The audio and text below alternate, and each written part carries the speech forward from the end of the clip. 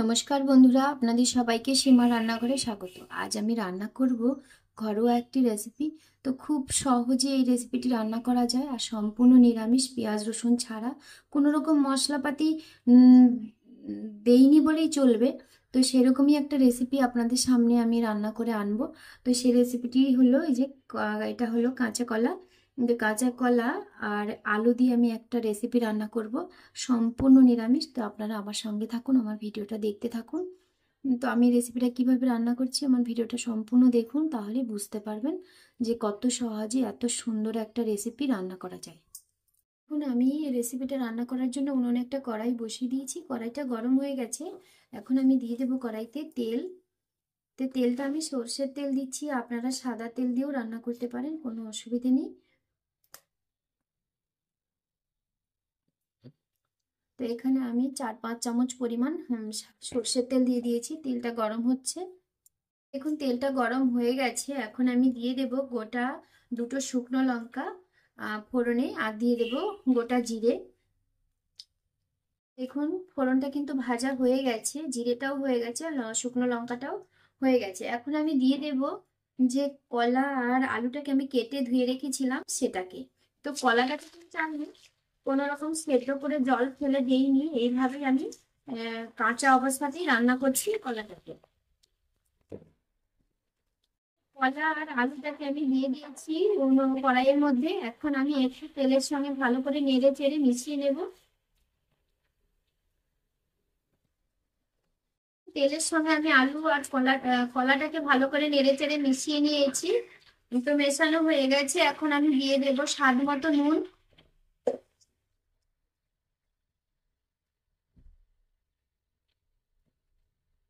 তো এখানে আমি 1.5 চামচের থেকে একটু সামান্য বেশি নুন দিয়েছি। আর দিয়ে দেবো জিরে পাউডার। এটা আমি ধনিয়া পাউডার দিয়েছি, জিরে পাউডারটা এবারে দেবো।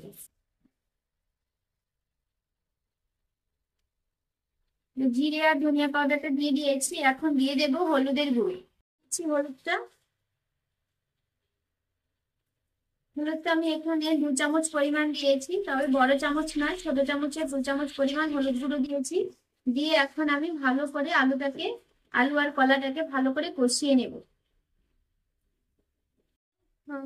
কলা আর আলুটাকে আমি ভালো করে কষিয়ে নিয়েছি মশলাগুলোর সঙ্গে। আর এখন আমি গ্যাসের ফ্লেমটা একটু কমিয়ে দেবো। আর দিয়ে দেবো ঝাল লঙ্কার গুঁড়ো, তবে ঝাল লঙ্কার গুঁড়োটা আমি খুব সামান্য দেবো। এখানে ছোট চামচের 1 চামচ দিয়েছি। আর দিয়ে দেবো কাশ্মীরি লঙ্কার গুঁড়ো কালারের জন্য। কালারের জন্য আমি এখানে ছোট চামচে 3 চামচ পরিমাণ কাশ্মীরি লঙ্কার গুঁড়ো দিয়েছি। আর এখন দিয়ে দেবো সামান্য একটু জল, যেহেতু গুঁড়ো মশলা পড়েছে, জিরের গুঁড়ো, ধনিয়া গুঁড়ো, এইগুলো সমস্ত কিছুই গুঁড়ো, তো সেই জন্য একটু জল দিতে হবে। দিয়ে দিচ্ছি সামান্য একটু জল। আর এখন গ্যাসের ফ্লেমটা একটু বাড়িয়ে দেবো, যেহেতু জল দিয়েছি সেই জন্য। এবারে একটু ভালো করে নেড়ে চেড়ে কষিয়ে নেব। এখন আমার কিন্তু তরকারিটা ভালো করে কষানো হয়ে গেছে। এখন আমি দিয়ে দেবো ঝোলের জন্য জল।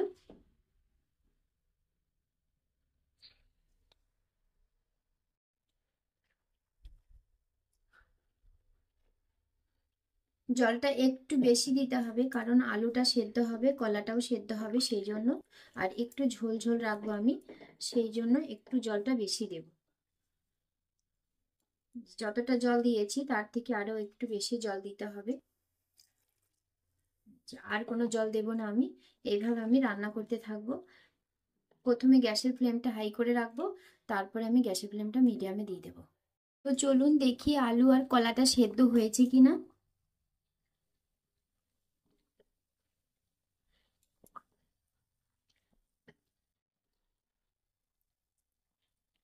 দেখুন আলুটা কিন্তু খুব সুন্দর সেদ্ধ হয়ে গেছে। আর দেখবো এখন কলাটা সেদ্ধ হয়েছে কিনা। দেখুন কলাটাও কিন্তু খুব সুন্দর সেদ্ধ হয়ে গেছে আর নরম হয়ে গেছে। দেখুন খুব সুন্দর কিন্তু গলে গলে গেছে। তো এখন আমি কি করব, 2-1টা আলুকে ভেঙে দেবো আমি, গ্রেভিটা একটু ঘন হওয়ার জন্য। তো দেখুন আমি আলুগুলো কিন্তু ভেঙে দিচ্ছি। খুব বেশি আলু ভাঙার প্রয়োজন নেই, 2-4টা ভেঙে দিলেই হয়ে যাবে।